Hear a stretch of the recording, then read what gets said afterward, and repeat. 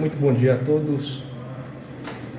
Esse trimestre nós estamos estudando da Escola Bíblica Dominical sobre enfermidades da alma 2. O pastor Israel Maia é o comentarista desse trimestre. Um tema importantíssimo, um tema muito peculiar, muito atual, realmente aplicável aos dias em que nós estamos vivendo. Durante um bom tempo ficou para nós, no sentido genérico, no sentido mais abrangente, no sentido lato sensu, que doenças e enfermidades estavam no mesmo escopo, tinham o mesmo significado. E certa vez eu estava em busca de uma resposta com relação a isso, se existia uma diferença entre doença e enfermidade. E muitas pessoas comentavam, doenças são questões relacionadas ao físico, ao corpo, e enfermidades são questões mais relacionadas à mente, à alma. E até que eu encontrei uma definição que me chamou bastante atenção, e eu quero compartilhar com você. Quando alguém disse, doença é aquilo que a pessoa tem quando ele vai ao médico, e enfermidade é aquilo que a pessoa tem quando ele retorna do médico. Isto porque muitas vezes a pessoa está se sentindo uma doença, ou seja, uma dor, um mal-estar, mas ele não tem um diagnóstico ainda. Então aquilo está realmente no campo físico. E ele vai até o médico, quando ele chega lá, o médico dá um diagnóstico, e se esse diagnóstico não for favorável, aquela doença não representar só uma dor localizada, representar um problema a mais, e através do diagnóstico por meio de avaliação médica, junto aos exames que foram pedidos, há um diagnóstico que traz muita tristeza e medo para aquelas pessoas. Então a pessoa não volta mais de lá somente doente, mas ele volta também enfermo, porque a sua alma está enfermada, a sua alma está triste, ele agora está também angustiado. E nisto nos traz outro conceito importante, é que nem sempre quem está doente está enfermo. E necessariamente também nem sempre quem está enfermo pode ou deve estar doente. Vamos tirar como exemplo bíblico o caso de Jó. Jó ficou adoecido fisicamente. Primeiro perde seus bens e depois Deus permite que a sua saúde também seja prejudicada. E fisicamente Jó estava doente.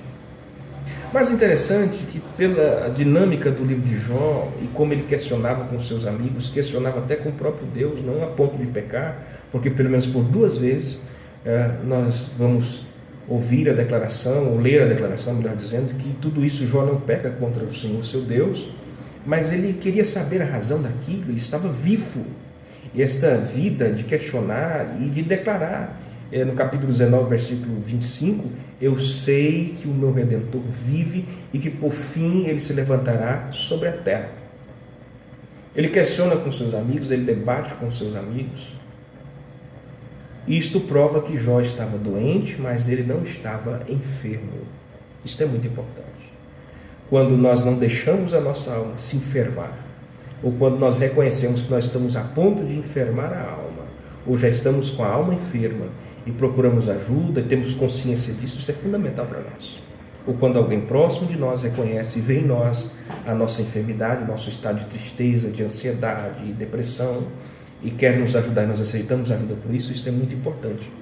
Pois bem, Jó não ficou com a sua alma enfermada. Mas já a esposa de Jó, ela, embora não estivesse doente, ela fica enferma. Quando ela diz, você ainda insiste na sua sinceridade, você ainda retém sua sinceridade, amaldiçoa a Deus e morre. Aquela mulher havia ficado enferma, porque a enfermidade é assim. Muitas vezes tem alguém doente na casa e a casa, a família toda acaba ficando enferma. Jó resistiu à enfermidade, Jó continuava crendo em Deus, Jó continuava fortalecido e não só crendo em Deus, mas ele demonstrava essa fé em Deus, de resistir, de lutar, de questionar, de crer, de ter esperança. Mas a mulher dele não foi o mesmo, ela estava agora enferma. E nós temos que ter cuidado para nós não deixarmos a nossa alma ficar enferma. Outra questão importante para nós aqui entendermos e salutar para nós é a questão da compreensão E quando os amigos de Jó, ele faz Bildad e Zofar, chegam para lhe visitar, e eles veem a tragédia que havia ocorrido na vida de Jó e o seu estado, eles vão sentar-se ao redor de Jó e vão ficar 7 dias e 7 noites sem dizer uma palavra.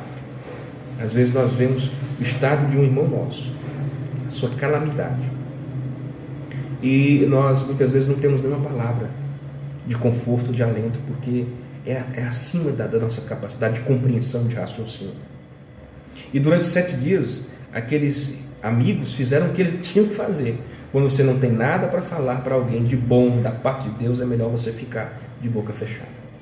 Eu sempre gosto de citar uma frase do presidente americano Abraham Lincoln, que ele disse: é melhor você ficar calado e as pessoas acharem que você é um idiota, do que você abrir a sua boca e elas terem certeza de que de fato você é um idiota.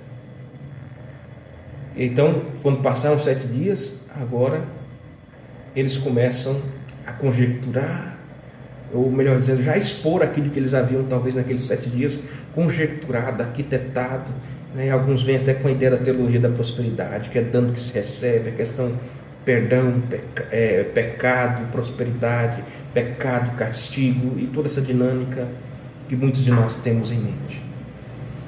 Agora, uma coisa importante: embora Jó não estivesse enfermo, não estivesse com a sua alma enfermada, mas pensemos que ele estivesse. Quando nós temos um irmão que está passando por um problema psicológico, um problema de enfermidade na alma, nós precisamos avaliar muito o que nós vamos dizer para ele, que tipo de ajuda nós vamos levar para ele. Nós precisamos ter cuidado para nós não fazermos como esses amigos de Jó fizeram e dizermos: a culpa é sua porque você está em pecado, a culpa é sua porque você deixou que os demônios se apoderassem de você. E nós estamos entendendo que essas enfermidades que nós estamos estudando nesse trimestre na revista Escola Dominical são enfermidades relacionadas de fato a problemas da nossa época, são os desafios da época que nós estamos vendo.